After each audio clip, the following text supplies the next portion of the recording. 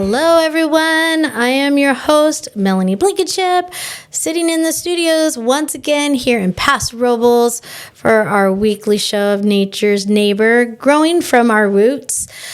I should be joined by my once again late co-host, but let's give him a little grace. He does come from the South County, coastal counties, so I'll give him a little grace. Traffic is a little sometimes unpredictable, but here I am also a couple minutes late because, well, the last Monday of July, or do we have another Monday? I can't even remember what the date. Today's the 21st. I do know that because it is our step-in child, the child that I welcomed into our home.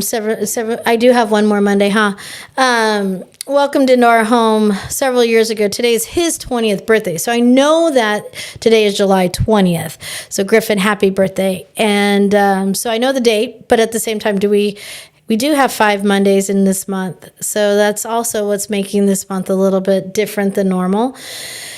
Because, the dead center middle of summertime. And, there's a fair upon us now here in the North County of San Luis Obispo. And, here I am, the owner of Nature's Touch Nursery and Harvest in downtown Templeton. What is Nature's Touch Nursery and Harvest? It is an all locally grown grocery store, specialty edible California native plant nursery. And then also I am an active employment member, heavily invested in Creston Valley Meats, which is a USDA processing plant. And it's right here in Creston, California. It's about 45 minutes east of Paso Robles. And the world that we live in right now, Nature's Touch Nursery and Harvest, is also the temporary pop-up location for Templeton Feed and Grain. As some of our listeners and some of our followers that have been listening will know that on 4th of July, there was a fire at the granary right down the street from me in Templeton. And, well, the granary has completely 100% loss. The retail location is not available at this time. So Nature's Touch opened up, which is me, opened up our parking lot and did a pop-up for Templeton Feed and Grain. Here we are in the dead center of summertime. And to know how important it is for the community support that is needed for this local business, for this, important infrastructure that we have right here in this community to be able to continue. It's not even just about the grain itself. It's the opportunity of all the other growers that facility provides, whether it be the local, wheat grower, the local, grain growers of any sort, how important it is for these feed stores to continue. The difference also with Templeton Feed and Grain is the amount of local product it supports. So, yes, there's multiple choices of grain stores in our community, but does anybody ask? We have this whole local food movement, right? People want to support local, grow your food local, grow your, eat local, and that's Nature's Touch Nursery and Harvest. That's what 25 years ago I set out to do, is to be able to have a one-stop shop for myself and many other local growers, to be able to have the means and the location that was easy access to our community, to be able to access to local food. So we have Creston Valley Meats. We have our local meat source. We can raise our own animals on our own properties or contracted properties or leased properties, and we can legally harvest under USDA in Creston, which allows us to legally sell our meat. Under state is where you can harvest under state compliances, but the customer has to buy the whole animal. Once you buy the whole animal, you can take it to a state facility. That state facility can harvest it, but it has to go back to the same owner that bought the animal, right? So you have to take the whole animal. Creston Valley Meats, our farmers and ranchers come to us with an animal, and they sell New Yorks to this restaurant, ground beef to this restaurant, marrow bones to, our local soup makers, or, somebody that is in need of bone broth. So look at all locally centralized, locally grown, locally processed. But to actually really think about a local raised grain facility. Yes, Templeton Feed and Grain is for animal consumption. Where is our local grain for human consumption? They still want to know that because they still haven't been able to find any more in California. I would love some help if anybody out there has access or knowledge of a local grain miller, grain source. I mean, yes, periodically you can find maybe a little bit of wheat growing up to the north of California, corn, rice. We still have rice growing in Sacramento, but all these other grains that we use for animal feed and or breads or baked goods, where are all that grain growing and where is it being milled at? With the loss of Templeton Feed and Grain, that infrastructure is gone, right? It burned down to the ignorance of arson. And now we know there were miners that did it. Will we see somebody held accountable to this horrible situation? We'll see. There's always the wonder of, the adolescent exemption, exemption to the rules.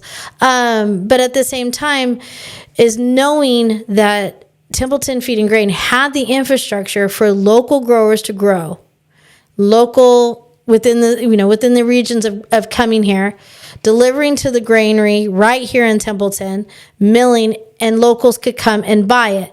That is now gone. Yes, a couple months ago, Templeton Feed and Grain contracted out with a mill in the Fresno area because of changes that are going on in our system and how the cost of infrastructure and being able to maintain or upgrade or come up to new compliances is changing rapidly in our community. But again, why?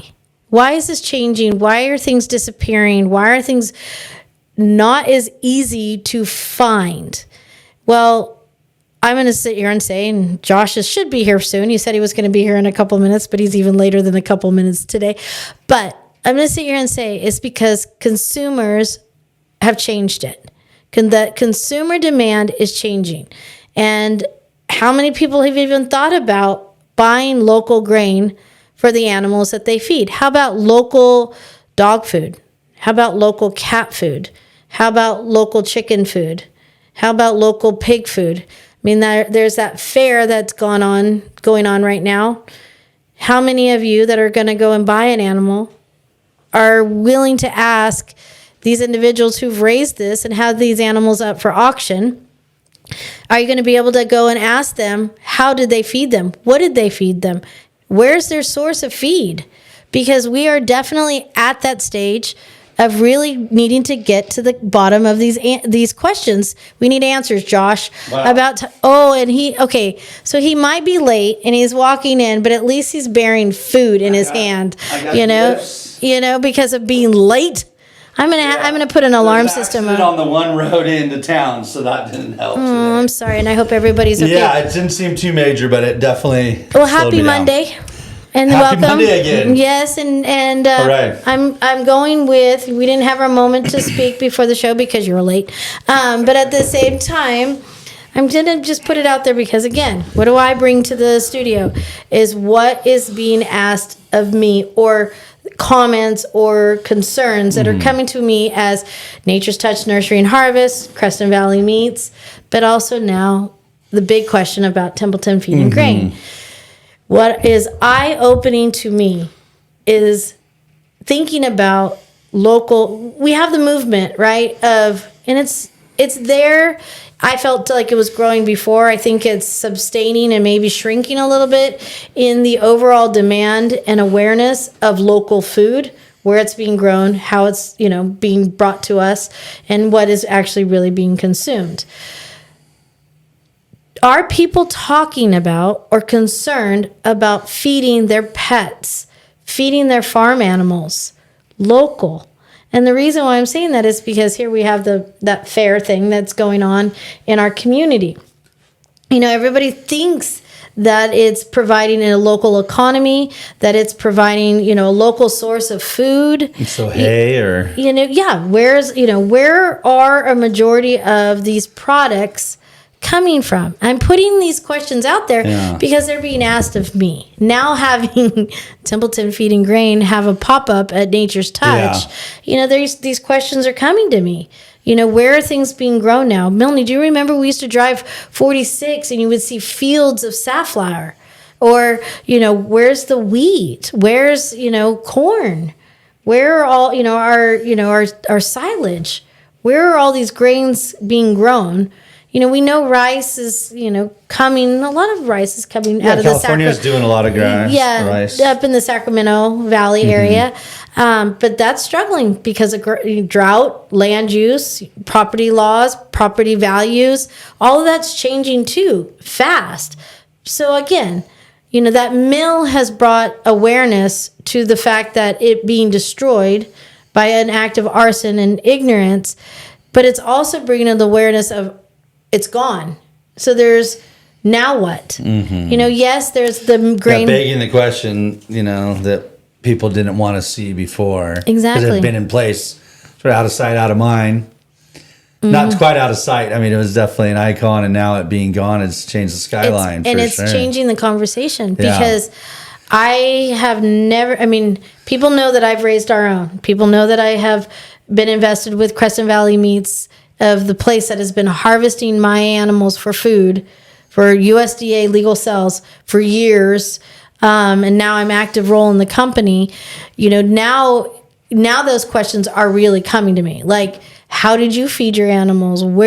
Okay, now with Templeton Feed and Grain, like, yes, there's other grain stores, but I'm looking at the labels and realizing that a majority of the stuff is coming from the Midwest. Sure. Or out of country even. And, really? you know, so there's even more discussion even about that. And that's in smaller bag products. I mean, not the But even at bulk. Well, bulk is, I mean, who can get bulk anymore? Do you have a forklift? Yeah, I do. Yeah, I know. Well, because you I have a couple big equipment. forklifts. But Most people don't. No. You know, and most farmers don't. I mean, I have a tractor that has forklift attachments, but, you know, at the same time, a lot of people don't. So they're getting pallets of bagged grain, just like Templeton Feed and Grain provides and produces, right? But, you know, to have these conversations with people and, you know, because they are doing a pop-up at my store, I am getting more phone calls of people going, hey, so do you know if they have old horse grain? And I'm like, what is that? Senior horse grain. And I'm like, I don't even know what that is. And they're like, oh, do you have it in stock? I'm like, I am Nature's Touch. And they're like, oh, you're not selling the grain for them? I said, no. You realize you can't just turn around and, because it's manufactured under their recipes. They don't have a number they're forwarding to themselves. They do. They know where they're at. But so they know. And I'm like, I'm Melanie, not tell us, Melanie. I know. I'm not wholesaling. And again, I'm going to do this because of business structure. People don't know this either. I am not wholesaling Templeton Feed and Grain. I am providing a location, a property for them to do a pop-up until they can figure out what is their next step, right? That's to retail their products out. And I'm saying these words specifically because so many people don't understand that, because yes, you can walk into another feed store and get grain, but are you getting what Templeton Feed and Grain is doing? Templeton Feed and Grain supported the farmer that they were then making the grain for locally, our community. Yeah. Yes, that is the difference. That is the infrastructure So that is without being storage, launched. they're not really able to do that on any site. And No, and you can't local people just are turn looking- around and wholesale this. I mean, they're working on different, you know, permits and labeling and all that kind of stuff. And I'm explaining that also too because Nature's Touch Nursery and Harvest, as you know, many moons ago, did what I did because yes, there's grocery stores everywhere. Can you walk into that grocery store and ask a employee, where is this grown? How is this grown? What variety of watermelon is this?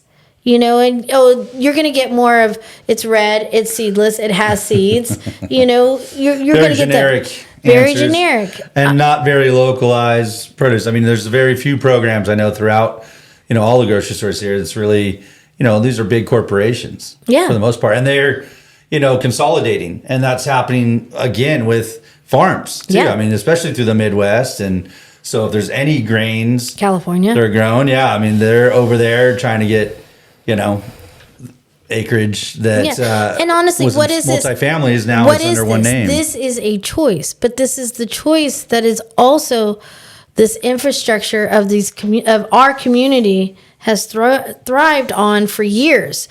Like I said, you used to drive 46 and see fields of safflower that was grown for animal grain. Yeah. You go to Shandon and you had forage hay, and you have go to Creston. Yeah, a lot you of got, that's dry farm and you got stuff, alfalfa. How about Yeah. where's all the alfalfa fields? Yeah. It's a lot of definitely water changing. issues, yeah. And then again, just how about a pelletizer? So Templeton Feed and Grain, I love this because I was standing there. People have the choice when they walked into Templeton Feed and Grain. Do they want their lay crumble in pellets or in crumble? Because they had a pelletizer. They Yeah. had the machine that To could form take it, that yeah. lay crumble and form it into pellets, right? You don't have that option especially with the locally milled product, right? Like, You don't know what you got till it's gone. exactly. And I'm sad that we're having Yeah. this conversation about them now, but I have been having this conversation for 25 years plus, but I'm also starting to really realize that infrastructure is at a peril right now. We can sit here and take our time and wanting to know what we're going to support and what we're not going to support, right? Like, tariffs, non-tariffs, imported product versus non-imported product. But when it comes to, if we choose that we want to keep the tariffs and we want to support American products again, how do we do it when we are losing infrastructure? Yeah, well, exactly. And the infrastructure has been long since gone in certain areas. So to restart that is going to be a long, process. And I don't think that was really rolled out in that way that people could get behind it. And I think that's the same thing with any cause. And it's something we talked about, like people being accountable to their home, to their community, to their towns. How can we, really find a handle on that? And if we pay in to buy more organic, food in our community, that'll bring the price down. Yeah. Supply and demand. There's some simple things here, and I don't think that most people really get behind it in a way that, isn't spoon-fed to them. So I think that there's a lot to do there and some certain hand-holding, and especially, the higher up you go, from the government down, you really have to explain, these processes because they're so widespread and they're so huge. expensive, in so many capacities. And you have to look at what's that long term. I mean, if you said, okay, eggs this year are going to be at, $8, and next year they're going to be at $7, and the year after they're going to be at $6, then people can understand, okay, I'm going to pay in to have an American product or have a organic product or a local product until, that demand now comes down. Mm-hmm. But if everybody's holds back, I'm not going to do it. It's $2 more right now. And who knows if, no one really sees that long-term game. It's a lot of short-term. I think we've had a lot of big eye openers. How about let's go back to eggs, because what happened to the egg crisis? Like all of a sudden you don't hear anything. Well, you brought it up well, I think, one of the last times we spoke. I mean, it was essentially a winter, moment that there always is a shortage, short days, less laying, and so people aren't even connected to that anymore to realize, unless you have chickens at home, the winter's pretty bare in the cupboards. But at the same time, does anybody even realize that our current administration is suing the states of California and I think New York? There's a couple, I think two others or one others, because of Prop 12, our Prop 12, which is the humane handling. And Prop 12 is it's another regulation that you have to be Prop 12 compliant to legally sell chicken eggs pork and veal. You have to have, minimum of 2 square feet for a chicken cage. And there's, but there was so much layers and confusion when it came down to this. And the sad part is when one state does it and the rest of the rest of the country doesn't, it's really easy for medium to larger size corporations. And I shouldn't say easy, but they have the ability to close down one location because of that rule or regulation and move it somewhere else, Yeah. right? And then who's checking things that are coming in and out, right? We know that commerce law is protected by different community organizational rules and regulations, and it's a pay to play system. You pay to have access to these labels and you go through paperwork inspection, not reality of inspection. And so this Prop 12, created this whole other layer of unawareness because the consumer did vote for something like it, but once the law got involved and how to actually implement it legally, the voters didn't vote for the law. They voted for, the option, concept, which yeah. they already had the option. Yeah. All they had to do was demand a local market that they could see the chickens, that they could see the producer. 100%. That's exactly what I was going to say. I mean, again, we're not taking accountability and we're putting it on another entity, which is that federal government or maybe a state government, and we're not really checking the facts. Essentially, when it comes down to it, we can see how people are growing, and once that's exposed, then people would tend towards the ones that are more righteously done. And most rules and regulations that you and I are having to abide by now, I'm going to just use this. California is easy to use as an example because we tend to get on a marketed movement and roll with it and becoming a trend of, let's create a new regulation. Let's do this. Try to and push there's every cause. there's no big All at concepts of thoughts that play into that regulation that gets put on a ballot or how it's written or how it's actually going to be implemented. Yeah, well, it's a balance, right? Commerce and regulation, like we say, are on the same scale. So if you tip too far into regulation, then you're going to hurt commerce. And if you let commerce run wild, they're going to hurt everything else. But at what level? People don't, and this is where I keep going, wholesale, retail. I am not wholesaling Templeton Feed and Grain. I am supporting the German family and wanting them to have this next step. I'm providing them a location. Keep a product on the shelf. Keep a product moving, so feed animals, keep the farmers farming, keep a community option available. That's what I'm doing. But at the same time, I'm saying these words. And the reason why I'm saying these words, retail and wholesale, is because how many people don't know what these mean anymore? And to understand levels of corporations, to understand what is an S Corp, what is an LLC, what is a nonprofit, what level of nonprofit, how do you file? There's all of these levels of how commerce works. Whether you're a nonprofit or not, you're still affecting commerce too. Yeah. People don't realize that. Sizes are getting larger, so then it's out of more people's hands. And again, we're losing the accountability of these businesses to take care of us in return. Well, and then we learned again that fine line of commerce. We learned that, for instance, corporations were trying to patent GMO products. We learned this years ago, right? Oh, yeah. When they treated a corporation like an individual. Yes, and allowing genetically modified organisms to be patented.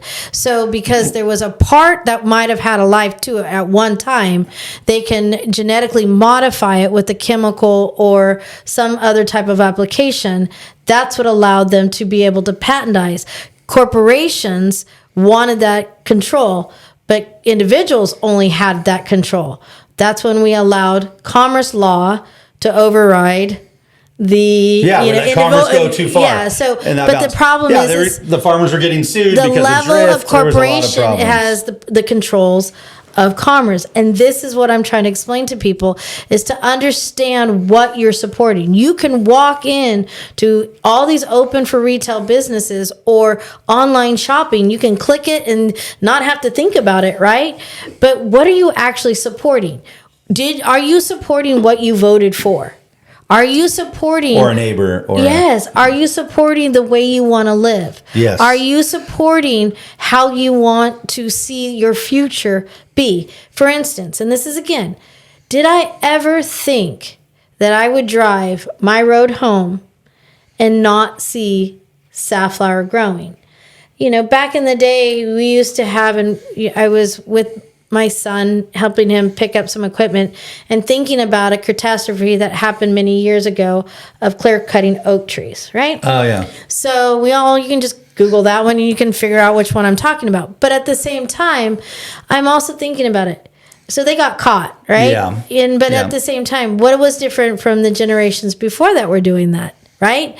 Not much, except newer age.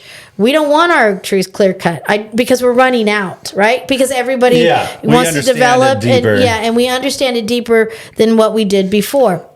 Back in the day, we used to see charcoal being manufactured in the North Carolina. Oaks were turned into charcoal. And then turned into charcoal. But those For open hundreds of years, fields where the safflower was growing were once oak trees. You see what I'm saying? It's like, yes, we are going to mutate. We are going to change. Markets are going to change. But in today's society, what are we going to continue to allow to change and at what cost? Yeah. Because back in the day, the cost of lumber wasn't what it is today. The cost of fuel isn't what it is today. Yes, the difference also is workers. We talk about immigration and migration, right? And I think about what America was built on. And it was built on, a lot of it was built on immigration, right? And the thing is now we're sitting here talking about immigration. And yes, we have a problem. There's an imbalance of what's going on in our community with immigration. But we have people that are here illegally doing even on top of that illegal stuff. Yeah, it's more about the rights divvied out, and we can be looking at that as packages.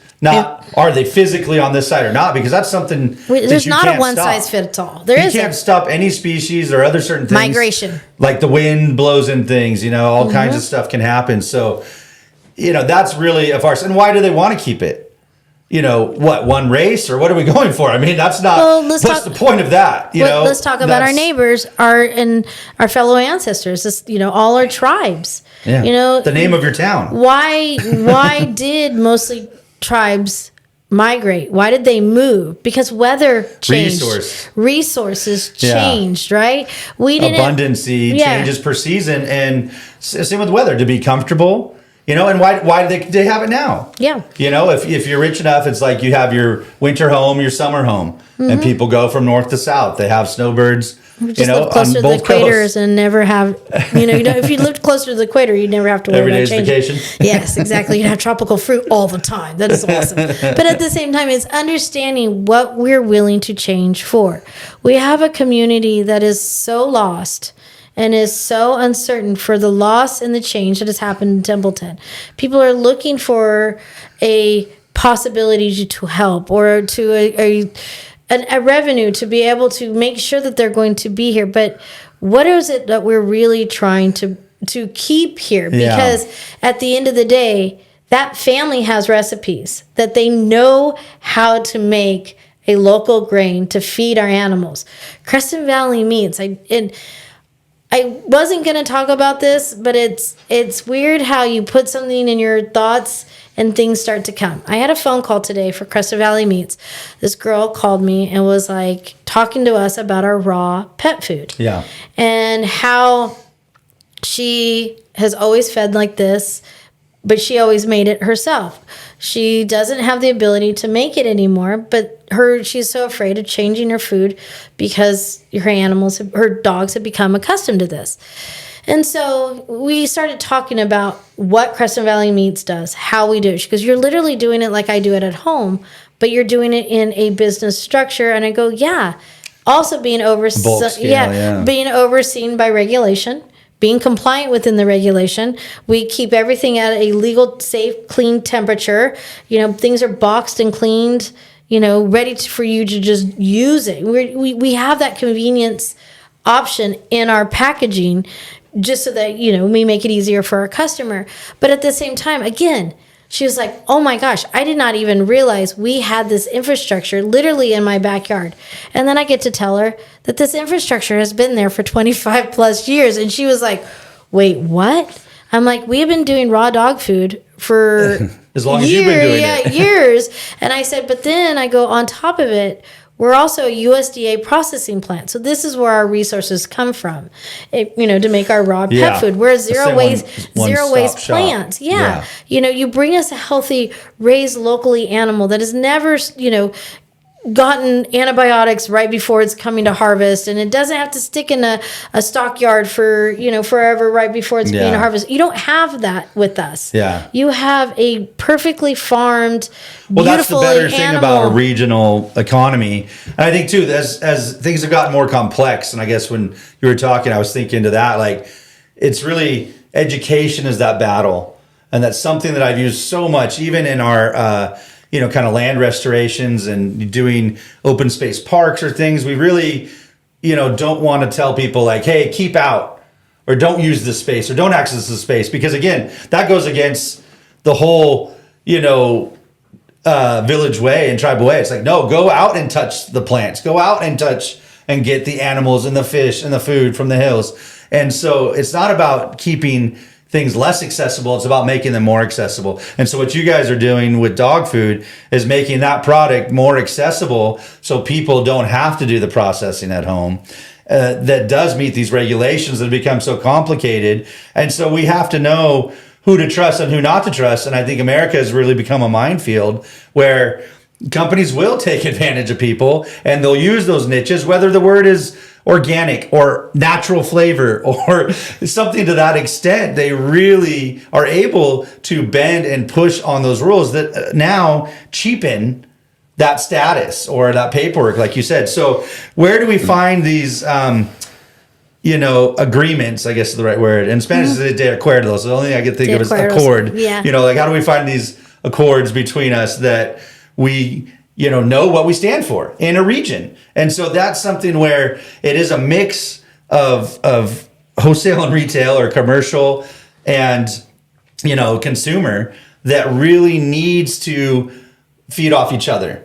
We can only sell as much as the consumers will buy. Yep. And so how do we use education as that tool? And so when we were able to tell people like, hey, don't trespass here, right? So instead of saying in the way like no trespassing, violations, fines, penalties, it was like restoration in progress. These plants were planted here. They were put together by these these groups and entities and communities. And so people had a choice whether they were going to go, no, trash that.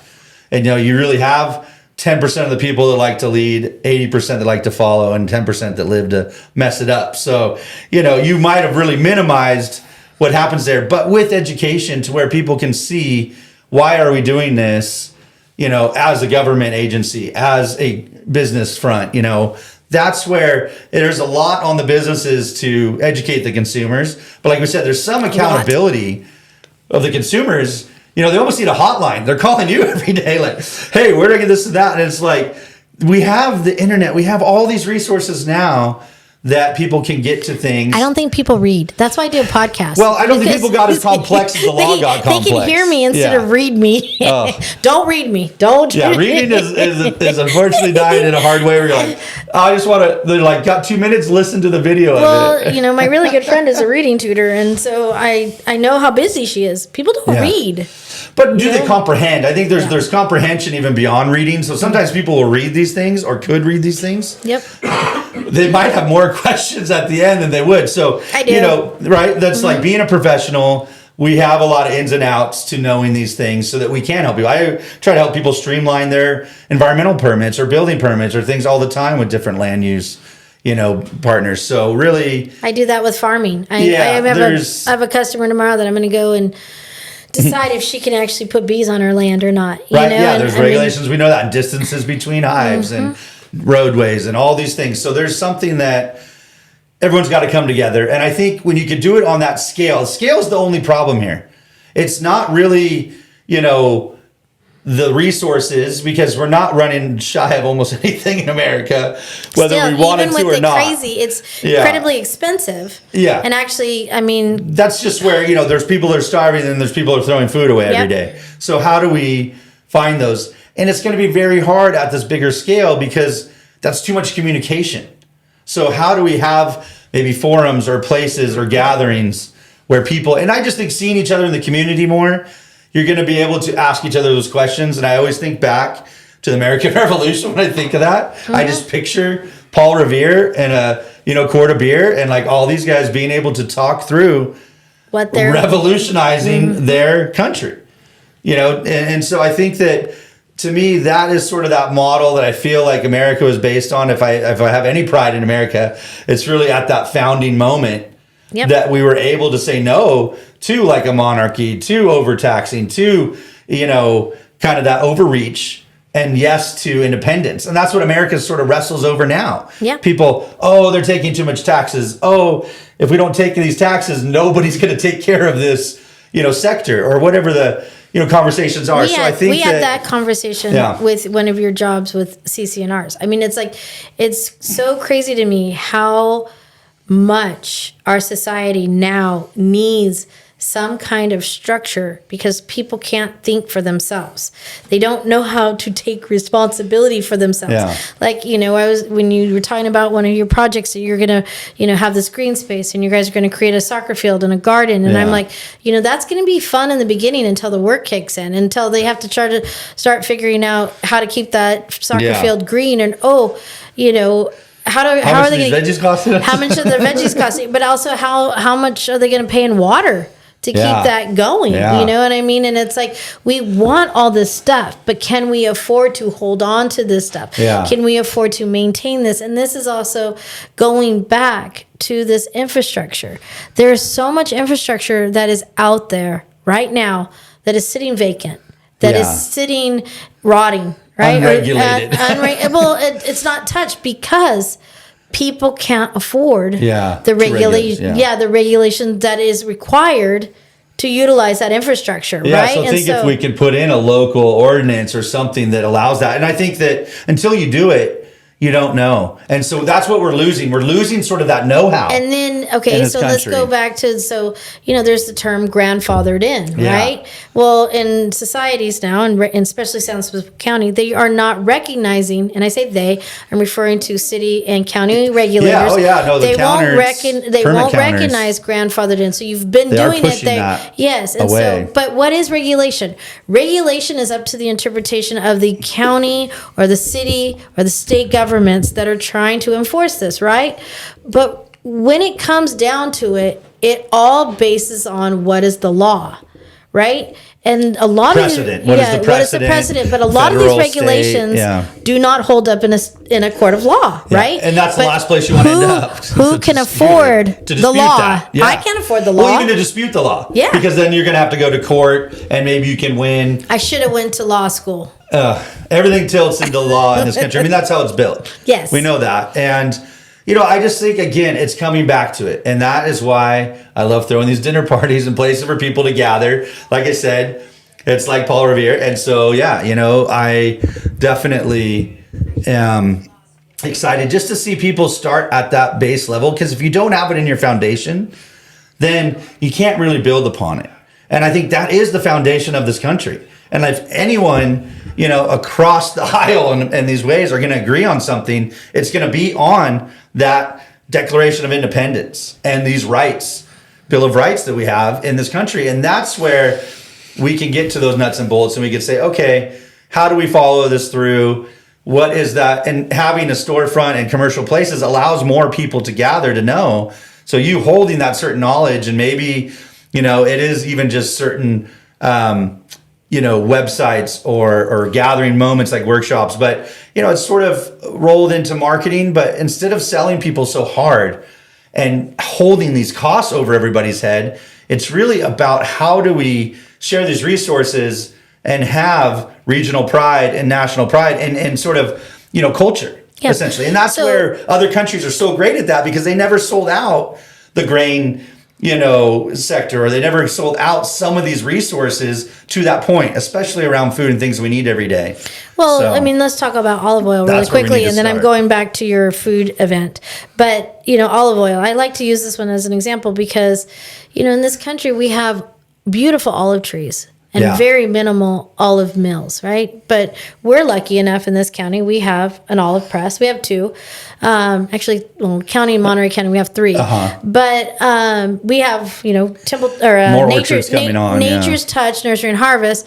Usually the second Saturday of every November, we'll do a small press where they bring the Nice. mobile Community press, yeah. and everybody comes and brings their olives into the Exactly property. what we're talking about. And we press them. And everyone But- knows where their olive oil comes from. and at they that know moment. exactly. You can stick it up and drink it yourself. But at the same time, it's crazy. So Italy, which is the largest exporter of olive oil, Sure. right? Their infrastructures they've been using for hundreds of years. Yes. And so with that, okay, so the last several years, Italy has been having a huge crop problem because too Pests much and die off and things, pests, right? but also development. Their Sure. population is expanding. Yeah. So population's moving into farmland, and still though, they feed their community first before they export, right? the rest of the world. And then it's crazy to me how they're allowed to. They change their formula for their export, but what stays in stays 100% pure. There's not a lot of things I want to take from other countries but can we just do that in our country, please? And really focus on the infrastructures that it takes. Just like what I'm saying, just an olive, like you have to have a mill to be able to press it. And then this mill has to meet these compliances. The grain, we need a mill to be able to feed our animals or to make flour look at all of us and how much we eat of baked goods a day. Yeah. And how do we have any clue I just where brought that? you some. I see them and I'm eyeing it. Do we have any idea where that grain was even grown or where it was even milled? Yeah, where it originated, how it got there. There's so many layers There's to that so many layers to process. this. And the fruit that we eat, we can just keep going on and on and on, Yeah. but at the same time, it's infrastructure. Legally, when the food safety stuff kicks in, you have to have refrigeration. You have to have freezer storage to keep meats and stuff at the right temperatures. Do people realize that in the state of California, they have outlawed coolant?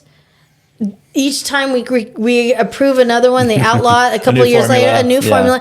We have a new formula that we can't even get yet because it's not even fully manufactured.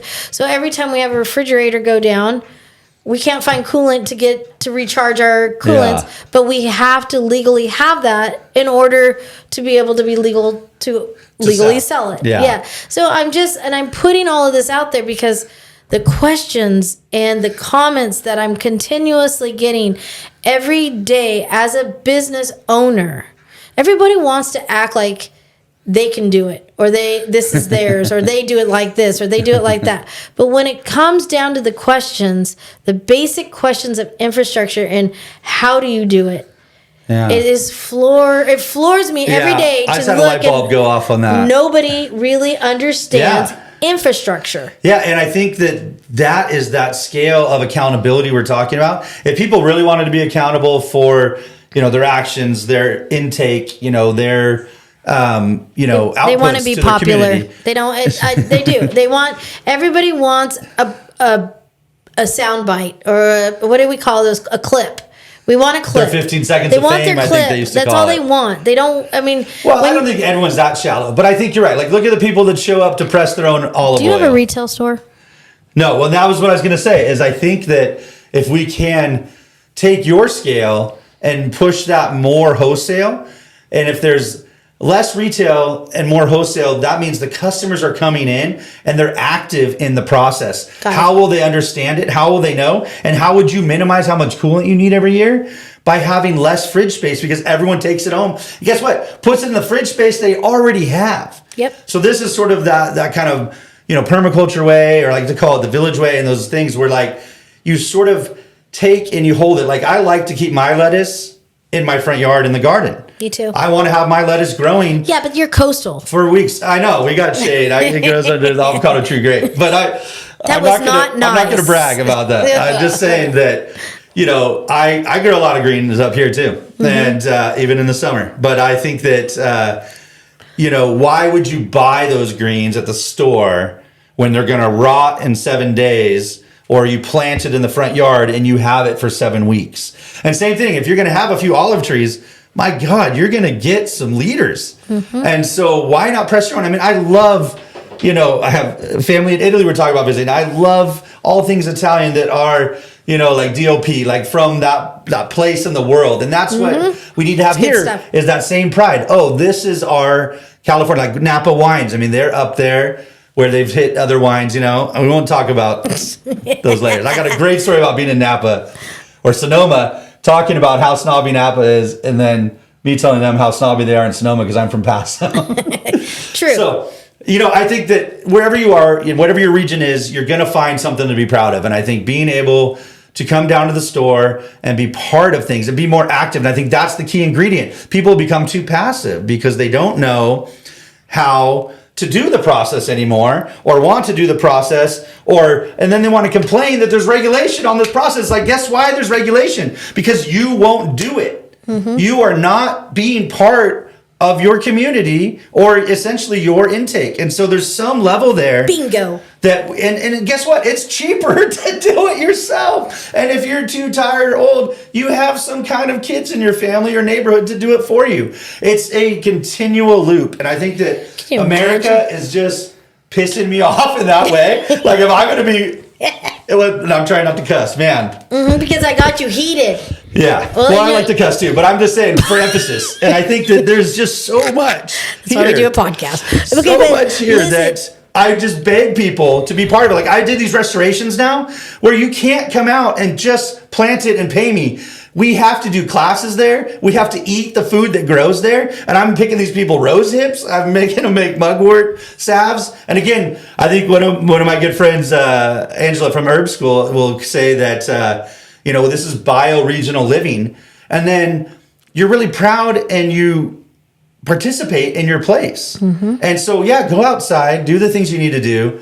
Spend as much time on a computer as you need to. But, there is a little bit more putting your hand to something that's going to equal opportunity and action and reward as opposed to complaints and fighting and bullshit. And I just don't want to deal with it anymore. I'm not going to punch anyone, I don't think today, but I really So on feel strong about that. note, I Please. I love the heat because I love if you can't stand the heat, get out of the kitchen, Yeah. Joshy. But at the same time is understanding how important accountability is. Like let's just take it back to that for a second because that is what our message is trying to be put out there. I love this. Because we're trying to take accountability for a lot of people ourselves as we've run these businesses. Yes. And we're trying to teach people to be accountable on their own. On that note, let's talk about your little food pop-up that you got. Yeah. I did not read the thing that you threw me because I was driving. Yeah. It's just that time. It's summer. It's been a few weeks. I have a bunch of friends with restaurants in our village, because our town's small, so I know everyone that lives there. Good old Los Osos. And so we've done some Spanish pop-ups. Now we're going to do this Cuban style. And so a good friend that's had his Milanese Cuban food, and he started Thai Bounty with Doi from Noise. So, this town, loves a good party. We love some music. We're going to have hopefully some salsa dancing and good food on the patio of our friends at Celia's Garden Cafe. And so they are breakfast and lunch for years, and it just changed hands from Celia to these friends. So in honor of that, we're doing a Celia Cruz style, who's a really, great famous Cuban singer for decades, and she's on a quarter now in America. So, awesome. We're here with our neighbors. And again, I love celebrating with my neighbors. So my Cuban friends, Spanish friends, Salvadoreño friends. We have friends that we do the Chinese New Year's. I just love adding more holidays to the calendar. Yep. And so this is a special, kind of event too in Cuba. July 26th, it's really famous. You realize their you culture. Can't get to people's heart unless you go through their mouth first, right? Through their mouth, so through their stomach. You need to feed them to be able to to maybe help them feel what we're feeling, because that's people say, well, you sound very passionate, or I'm like, I'm an activist because I'm protesting the fact that I'm watching farmland go away. I'm watching really good food go away, and I'm losing access. You're saying what you're to for and what you believe health. in. And that's what I'm like, if you understood how good this food makes you feel, you would probably fight too. So sit down, let me share it with you. And how cheap it is when you do it at home. We don't need to be paying exorbitant prices for organic. That is the most Well, see, basic way to put as things a together. farmer, my children do the mom. You gotta, keep the freezers full before it goes to the store. When we're harvesting pigs Yeah. and cows and chickens, I got to remember to feed my family. So at the same Did you take time, the cow head out of your car the other day? yes, I did good, because that good. snow wasn't going to let me forget that. So yes, and now I'm going to be able to have a biodynamic prep, right? Yeah, that's right, you're and there's nothing. See, the circle goes around. Nothing goes to waste Yeah. at Nature's Touch, at Creston. Nothing that we do is It's not a gotta waste product. It's got to serve a purpose. Yeah. And the thing is there's a lot of people that are asking questions and talking these questions, and I'm putting this out there on the podcast just so that we can continue to stimulate the conversation. I want to reach out to people too. If you want to be a part of this conversation and you want to reach in, Miguel, can people just message on YouTube, message on Instagram, and you would read us the comments, right? Because somebody asked me that, and that's why I'm putting it out there because I know he's listening. And so people want to be a part of this Oh conversation. yeah, I'm sure people could disagree with what I just said. Yeah, They could call in and say that, or they could agree, and we could talk about disagree, but it's also what needs to happen. Your experience, my experience is very similar, Josh. Yeah. And it's like you're Los Osos, I'm North County. You and I are similar in age. I might be a little older. For us, is we get to kind of take the temperature, Mm-hmm. and same age, same kind of industry, same kind of actions where we're like, hey, what's it in this part? What's in this part? Or what have you seen just from a different point of view? Yeah. Because we interact all the way across, our boundaries. So it really is a way that we are holding each other accountable, because we know when we go forward, oh, this is what is happening there, or what's needed there, or what's getting charged there. Yep. And we can hold a standard of accountability for people to trust. And that is kind of what I think, again, this country is founded on. If we want to be proud as Americans, we need to say that we are accountable and independent of what we need. And money has forced us to extract resources in our own territories, to go across to other countries and over extract resources from there. And now to feed that cheap loop in for a quantity over quality. And what does Italy do? They're quality over quantity. And they keep even their highest quality at home. It's Then crazy sell the too extras. how much money has divided and has It is the root of all evil that way. It is, but it's also misrepresented what real The is. value of it, And yeah. the thing is I'm going to go back a little bit again. People want to fundraise Can't eat right it. now. Fundraise for Templeton Feed and Grain. And at the same time, where did we come up with this concept so much on fundraising? What happened to just support? There we go. What happened to just love? Because Yeah. money changes things, right? Yeah. We all need it, right? And I would dream that I had all this money and I would take all of you guys to Mexico, because I'm dreaming about going to Mexico. Let's go to Mexico, guys. Money can't buy you because love. you know why? Because I want pineapple. I want mangoes. I don't eat them when they're imported because I'm afraid of the gas that they Yeah, do. exactly. From Mexico. I from Mexico. See, let's go to Puerto Escondido. Let's go and eat some tahini and some really good food. Like this is, but I don't have that kind of money, guys. Sorry. Yeah. But at the same time, we all need money. But at the same time, where do we draw the line of defining fundraising, support, and Sharing and caring. and sharing and caring? Instead Like of you're just, doing for your neighbors down the And street. Their building just burned down, and you're next door being able to give them a hand. How much? But it's an honor, though. To me, it's like and what could have been easier and better, and then for you to give it, it means more than to charge someone for it. Like you could have been, hey, yeah, use my lot, 500, whatever you need to Nope. do.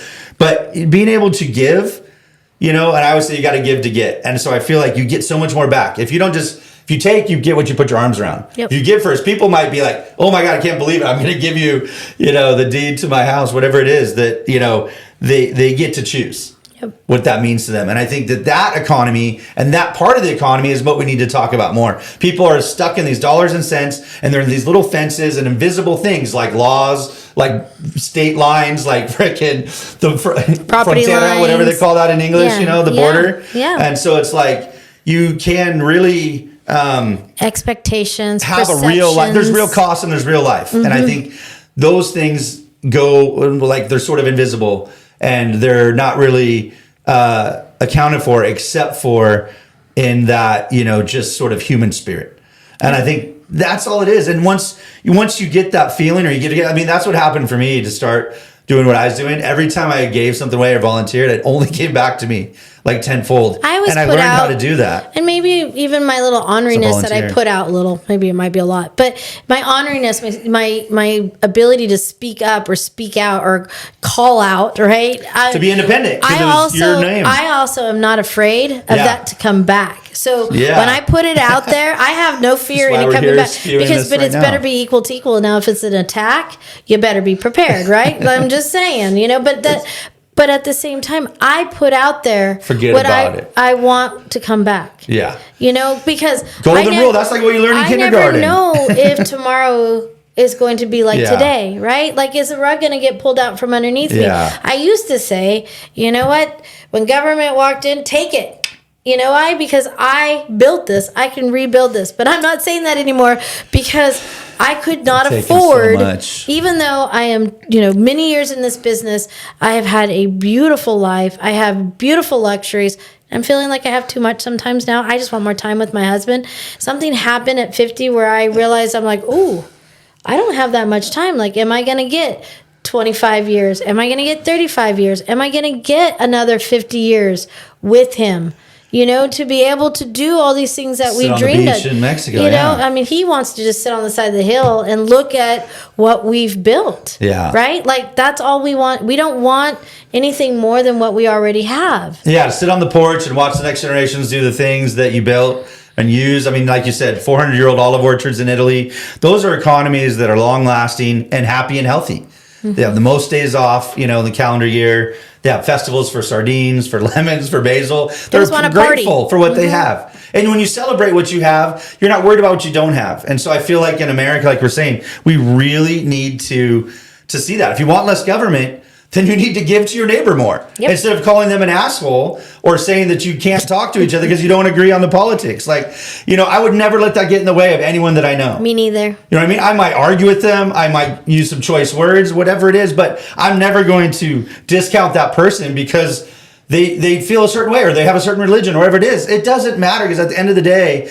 neighbors get to break bread and neighbors live in the same town and neighbors don't screw neighbors over. And that's what I would people say. that do that in this area. Even if you don't like something Yeah. in your neighbor, you got to find some kind of equal agreement because you still. I mean, for me, I'm not going anywhere, and that's again maybe that's an economy. That is economy, and so it's just really to me. I've always said this for a long time. I'm glad we brought this up. move. It's just changing our vocabulary that would change the world. We don't need to invent anything new. We don't need to do anything new. We need to do things maybe a lot older ways, but we need to be able to do what we really feel. Yep. And that is something that we have changed. Like if we are individuals of a population of a community, that's how you use terms of ecology. It could be deer, it could be people, it could be dinosaurs. You can really say that this population needs this or wants this. And it just is like, why not celebrate it? Yep. That's the way to do it. And you can't really go the way to your top. I always love to say this, and this is kind of political, but not. I love, every permitting agency the same. But I think that, we did a lot of water conservation in North County over the past 20 years or so.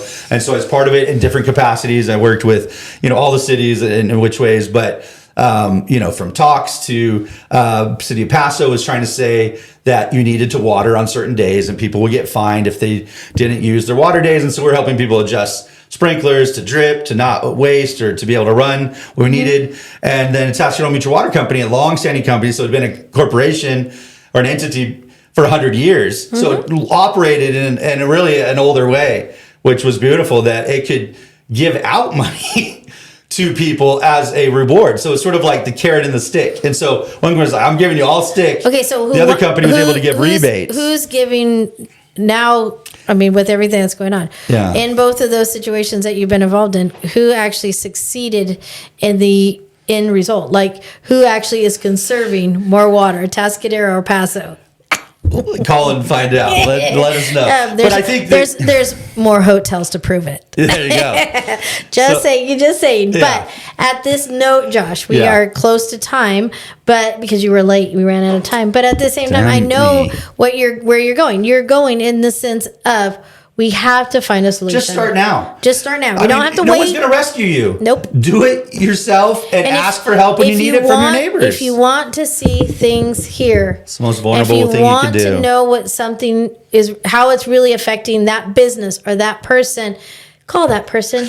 We have every way accessible to people now. Exactly. Walk in, text, message. I mean, Yeah. I'm on all the social medias. I know a lot of people know my number because it rings a lot and it's vibrating over here.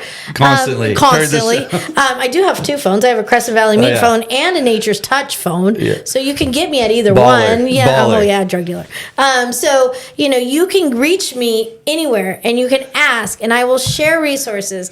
And No question's a dumb question. No, well, you're not, I can't ever guarantee the response. Think of your questions before you ask. No. I She's a don't. I don't. businesswoman. And honestly, I love when people do that. Melanie, I'm not sure if this is a dumb question or not. I love when people Yeah, start. that's some vulnerability, I'm and like, it's brave. And it's And totally people need brave, to look at it especially that to way. me, because Yeah. I am that person that's I gotta have some fun in anything I do, right? yeah, you're gonna let's tell people how it is. Yeah, I'm gonna pick a little bit, but at the same time, none of Latina vibes. my outcome is coming from malice until Amor. it Por comes amor. amor.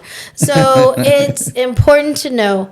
I am always, even though you might hear one of your comments on this podcast, from the questions you might have asked me on the phone calls that I've been getting, but at the same time, I also am coming because it's not just one call. Yeah. It's not just two Yeah. calls. And if people aren't calling, again, we need action. Mm-hmm. And if we're going to change anything, you need to take action. Whatever you want to change in the world, Mm-hmm. take action towards it. And I think that, hopefully we really put those things together so that we can share, across where. That's why I really love doing all these things we've been And just doing. because you come up with a question too, remember that is time. And that is, my knowledge or your knowledge. Come out and support us. Yeah. When you come out and ask Templeton Feed and Grain questions, remember that is their time. Support them. It's Yeah. not just about fundraising. It is Yeah. about support. Well, it's about Please. every day, and I think that's what we got to realize. And what I love about permaculture was really like, how do you live somewhere forever? And I think that's where we first really got to talk about being here so long ourselves. And so everything that I do, I love really connecting with my neighbors and friends that have kind of that same skin in the game. They're being accountable. Like, hey, let's put our names together. Let's do something. So yeah, All right, that's what I'm doing this weekend. This Saturday. And I brought you pastelitos, uno de also- carne, and a sweet one, guayaba. This is guava and cheese. I want and the this carne. is a meat pie. What kind you of guys meat? can fight over. What kind of meat? It's picadillo, so it's like a seasoned ground beef. Okay. It's got capers. It's got garlic. It's got sofrito. So Does it have vegetables? a tiny bit, right? It's a one o- sofrito. This one let's over make here. him. This one over. He's allergic to vegetables. You're he allergic claims. to sofrito, mijo? Come on.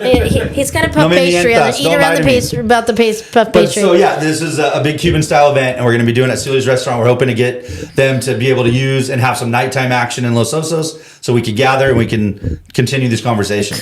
Cuban culture is beautiful. I Yeah. want plantains. You gonna do plantains? Oh, we're gonna do grape tostones. So that's the smashed, twice fried plantains. We're doing a ropa vieja, which There's is a a meat farm- plate. there's a a farm in lechon Santa plate. Barbara that Yeah, has- with black beans and rice. Yep. Yeah, we're doing really great things there. We're kind of showcasing how to put these foods and flavors together so that people can get them, and we're doing all the things we can find. Tobacco? Here, like the pigs and everything. Tobacco. You can do any tobacco because people don't realize Yeah. Cubans are very notorious for They know their. how to roll. They know how to roll, but they also grow really beautiful tobacco on that little Cuban island. Cigars are. Yes. Yeah, I mean, again, a quality over quantity place. Exactly. And there's so much there. Port Cuba's really had to be taking the brunt, the stepchild of us, family between Puerto Rico and Mexico and know. Canada. The U.S. has really got some relation issues to look at in the mirror. So hopefully we all do that. And I really, I'm always happy to come in here and talk. Reach out and- for more details, Yeah, and then just we'll tell us have it something up about on our it. social media and as well as our website. I'm going to post that little snippet and come on out. Okay. I'm hoping next week I'm going to be able to rein in people because everybody's reaching out, wants Yeah. to be a part, but I can't get them to commit yet. So Right. we're making this happen. Take care. Have Yeah. a beautiful week, and we'll be back next Monday. Thanks so much.